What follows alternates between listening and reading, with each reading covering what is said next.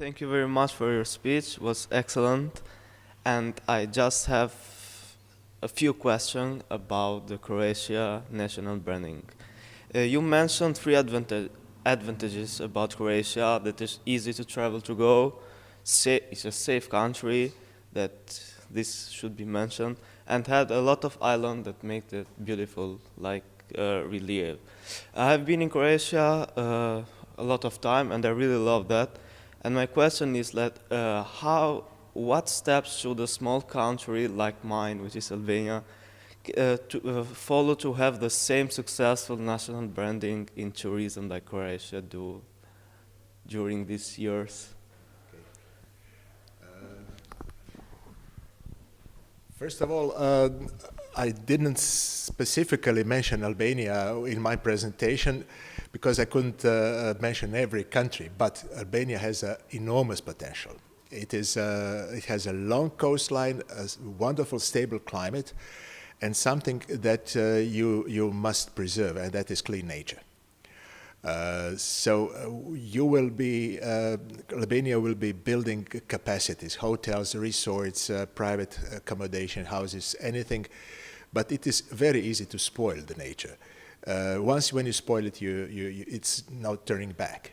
So while promoting and branding, you must see what your strong points are. And the strong point is not a tradition, because you didn't have tradition in Albania due to different reasons. But you have untouched nature, sandy beaches. We have mostly rocky beaches. You have people who are friendly and open, and you have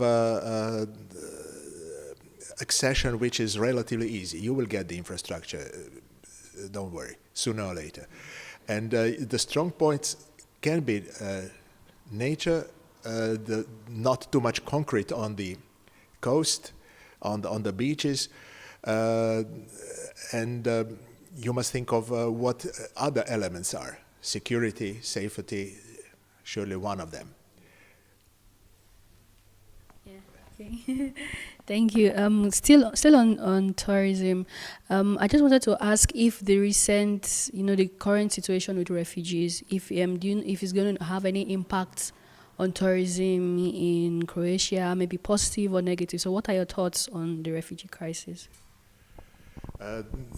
I will not speak about refugee crisis in general because it is a big topic and it would take us hours.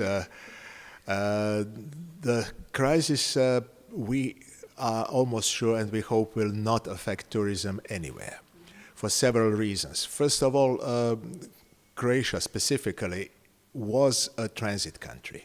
So the migrants and the refugees wanted specifically to go to Germany, Sweden, maybe some other countries, but basically to Germany. Secondly, they were just in transit through a railroad in the northern part of the country, so the biggest tourist areas were not affected at all. Whatever happens, now the borders are practically closed. Even if they were not, the refugees would be transiting and going towards northwest. Now, even if that happened, which does not happen, the problem is in perception. Now, we know when there was a war in Kosovo, 15, 16, 17 years ago, Croatia was not affected at all. But if you see the map and if you look at it from the distance, for example, across the ocean, it is so close. So the people said, it's not safe there, maybe it's better not to travel there. So if the perception is positive, nothing happened. The refugees are transiting. The rest of the country doesn't even notice that. It's good for tourism in Croatia, in Albania, in Montenegro, in Slovenia, in all the neighboring countries. You have, for example, hundreds of thousands of refugees in Italy, including from parts of Nigeria. And if you ask tourists, would you refrain from traveling to Italy because of that? They would say, no, of course. I will go to other cities. I will go to specific sites. So it's the same with other countries. Sad na hrvatsko. Mislim da moramo na engleskom. Firstly, I want to thank you for a wonderful speech. As you mentioned in your speech, that Chancellor Merkel said that Croatia has more potential than we realize. I want to know your opinion. Croatia has many tourists through the summer, and that's what really helps our economy and all.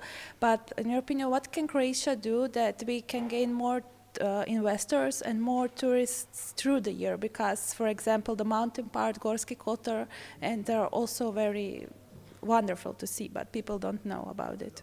That's true. In the presentation, I couldn't cover everything, but for example, the winter fair in Zagreb, the Advent fair, was voted last year as the best winter destination in Europe. And it was voted by, I think, 600,000 or 700,000 voters throughout Europe. So it was not Croats because we are small.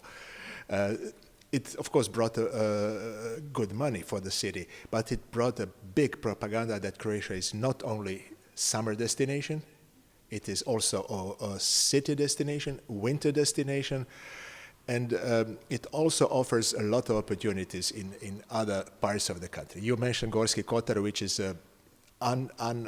a jewel which is still not discovered by foreigners. You can ski there, and in the morning, in the afternoon, you can swim in the sea in May. So a lot of opportunities, like in Spain or Andorra. What we have to do, the main goal is to prolong the season. You have 2 months of peak season, which is not enough. But you can have at least 6 months. You can have it out of season. You can have winter tourism. But you can have something that is extremely important, medical tourism. You can have people who are in pension here from Germany, from Scandinavia. You have a lot of people from Norway, Sweden buying properties in Portugal, Spain. Why not Croatia? And living there the whole winter. When it's minus 120 degrees in Norway, it is plus 10 or 15 in Croatia, or in Spain, or Portugal, wherever. So that is one of the ways to prolong the season, to have people being satisfied and to make money. So the government is having a plan, but you know, from plan to the realization, it takes time, it takes efforts, it takes money, it takes business initiatives. But the plan is there, the goodwill of the government is there, and I think we'll get there. My final question is about, again, tourists, and I was wondering about all these tourists every year. Are they changing the tradition of Croatia? Like, for example, there are a lot of beautiful cities that conserve their tradition, like Dubrovnik or Split, Zurich. Are these tourists changing during the year the tradition of the locals? Not really. Not really, although you mentioned Dubrovnik, which is a specific case. It is a well-known city, and everybody goes there and all the year through.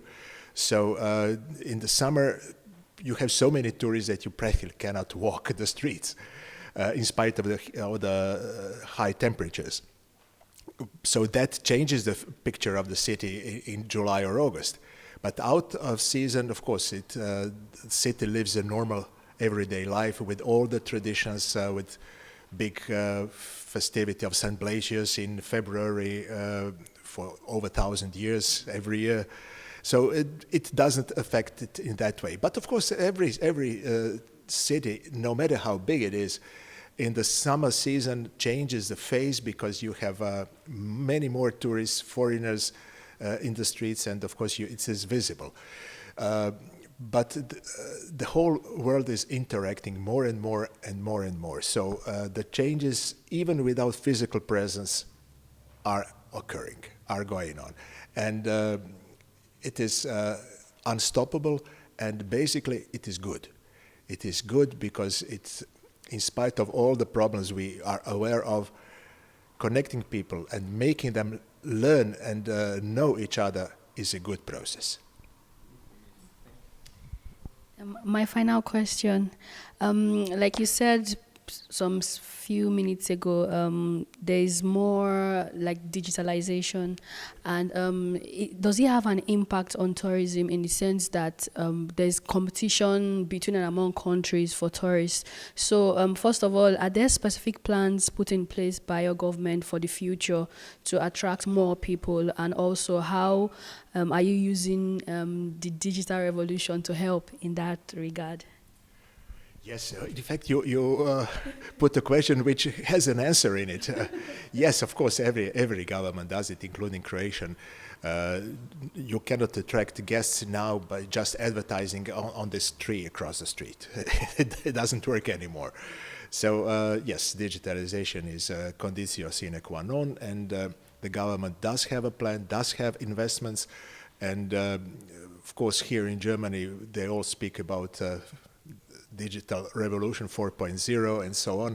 We are not there yet. Many other countries are not there yet. But this process of advertising and doing business through internet, of course, is well underway. The government is supporting, investing money. Foreign companies are investing. And the situation in Croatia in that respect is good, with a tendency to be even better.